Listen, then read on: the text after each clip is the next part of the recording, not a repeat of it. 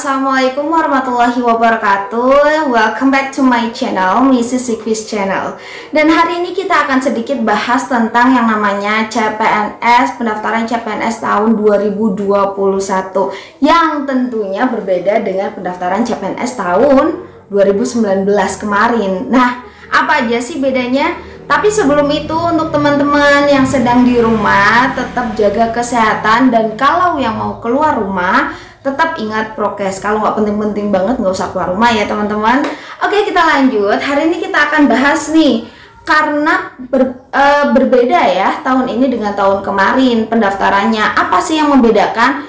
Tahun ini ada 3 bagian. Jadi kalian tuh sebelum mendaftar, kalian pilih dulu mau daftar apa sih? Apakah CPNS, apakah CP3K non-guru, atau CP3K guru. Jadi dibagi menjadi 3. Untuk teman-teman yang kualifikasinya pendidikan atau guru, nah kalian bisa daftar di 2 ini, CP3K non-guru dan CP3K guru. Loh, kok CP3K non-guru kita bisa daftar sih? Yang pendidikan, nah itu dia. Nanti saya jelaskan satu-satu ya. Yang pertama kita akan bahas untuk syarat pendaftarannya dulu. Siapa sih yang boleh daftar? Perbedaan di CPNS dan CP3K non-guru adalah batas minimal usia. Minimal usia untuk CPNS adalah 18 tahun hingga 35 tahun. Sedangkan minimal usia CP3K non-guru adalah 20 tahun. Nah, untuk P3K guru gimana sih? Kalau ini tidak ada kriteria minimal. Ya, maksudnya enggak lebih dari 35 tahun bisa daftar, asal jangan pensiun juga ya, 60 tahun kan. Di atas 35 tahun untuk P3K guru bisa daftar ya. Kita lanjut nih, di sini saya mau lebih detail di P3K-nya aja, karena beda ya, tahun kemarin nggak ada tuh P3K. Jadi sebenarnya dari tahun ke tahun itu ada pendaftaran P3K, tapi tidak, maksudnya apa ya, tidak tersebar luas seperti tahun ini. Kalau tahun ini benar-benar CPNS close, CPNS tuh tutup, semua guru beralih ke P3K gitu kan. Nah, kebanyakan nih untuk anak-anak yang baru, untuk mahasiswa-mahasiswi yang baru lulus dari fakultas keguruan, aduh aku tahun ini nggak bisa nih daftar CPNS karena aku nggak masuk Dapodik, aku belum berpengalaman mengajar, jadi aku nggak punya Dapodik nih, nggak punya data di Dapodik nih. Untuk sertifikat pendidik pun aku juga nggak punya. Gimana? Apa aku nggak bisa daftar sama sekali? Tenang aja teman-teman, untuk teman-teman yang baru lulus tapi nggak punya serdik, nggak punya data Dapodik, belum pernah ngajar di sekolah manapun, kalian bisa daftar di P3K non-guru dengan formasi pamong belajar. Loh, apa sih pamong belajar? Kok beda ya dengan guru? Sebenarnya detailnya itu saya kurang tahu ya, kurang tahu 100% apa itu pamong belajar. Tapi yang saya baca, pamong belajar itu ya kegiatannya tetap mengajar, tapi di informal school, sekolah informal. Jadi kegiatannya gitu, jadi tetap mengajar gitu loh. Nah, untuk P3K non-guru pamong belajar tidak diharuskan atau tidak diwajibkan memiliki Dapodik. So, untuk teman-teman adik-adik yang mau daftar di P3K non-guru bisa nih. Jadi nggak usah khawatir. Kenapa? Karena pamong belajar itu kualifikasinya banyak kok, ada dari pendidikan IPA, pendidikan penjaskes, pendidikan usia dini, PG PAUD, ada bahasa Inggris, bahasa Indonesia, dan lain-lain. Nanti kamu search aja di daerah kamu untuk P3K non-guru untuk pamong belajar. Jadi untuk yang lulusan keguruan FKIP, FIP, nggak usah khawatir, daftarnya P3K non-guru pamong belajar. Oke?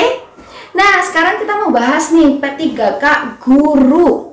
Ini agak rumit ya. Jadi P3K guru itu agak berbeda nih dengan CPNS dan P3K non-guru. Kenapa perbedaannya apa sih?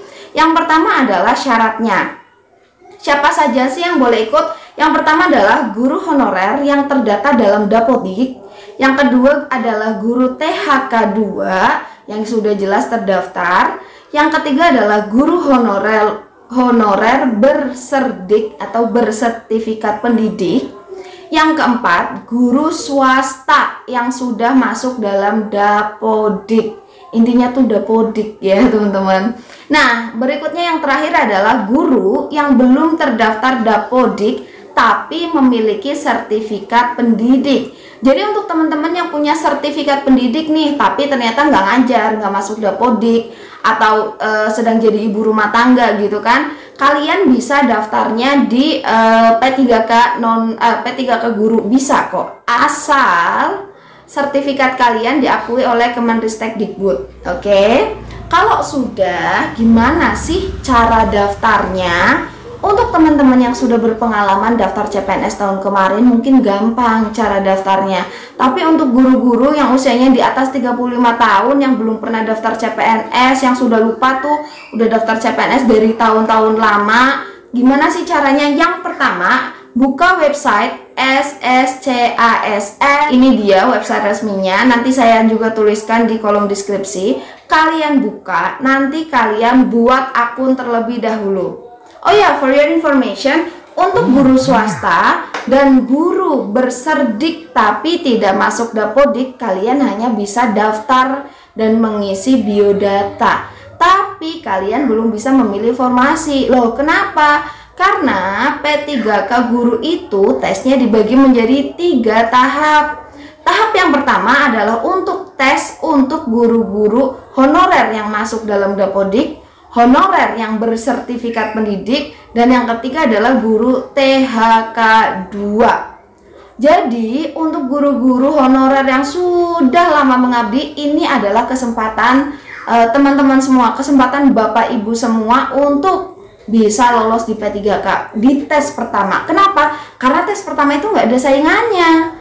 Ketika Bapak Ibu guru sudah mendaftar di satu formasi itu, yang lain udah nggak bisa daftar. Jadi Bapak Ibu guru tuh perang dengan diri sendiri, harus masuk ke passing grade, harus lulus, harus bisa nih mengisi formasi tersebut gitu.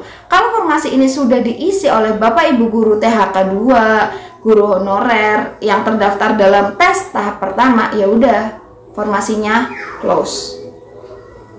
Nah, kalau belum gimana? Kalau guru honorernya ternyata nggak bisa masuk nih, gimana? Ya formasi itu akan dibuka lagi, akan diperebutkan di tes tahap kedua. Nah, tes tahap kedua itu siapa aja sih yang bisa ikut? Yang bisa ikut seluruh guru swasta yang terdaftar Dapodik dan seluruh orang yang memiliki sertifikat pendidik yang diakui oleh Kemendikbud. Oke. Nah, ini dua orang ini akan bersaing dengan guru honorer tadi yang belum lolos. Jadi di tes tahap kedua saingannya mulai banyak nih. Guru honorer, udah ada guru swasta, udah ada guru yang berserdik. Ini semuanya di tes tahap kedua. Ternyata tes tahap kedua nggak ada yang lolos lagi. Akan ada yang namanya tes tahap ketiga.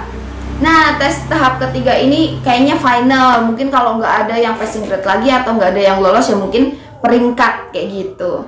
Nah, kita bicara tes. Ada tes tahap 1, tes tahap 2, dan tes tahap ketiga.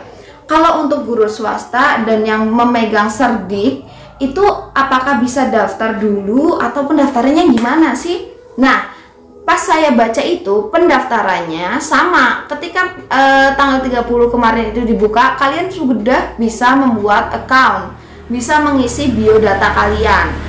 Tapi kalian tidak bisa isi formasi. Kenapa? Untuk guru swasta dan guru serdik, bukan guru honorer ya. Untuk guru swasta yang terdaftar Dapodik atau guru yang sudah berserdik, itu hanya bisa mengisi biodata pribadi saja, tapi belum bisa pilih formasi. Nanti kalian bisa pilih formasinya ketika tes kedua akan dibuka.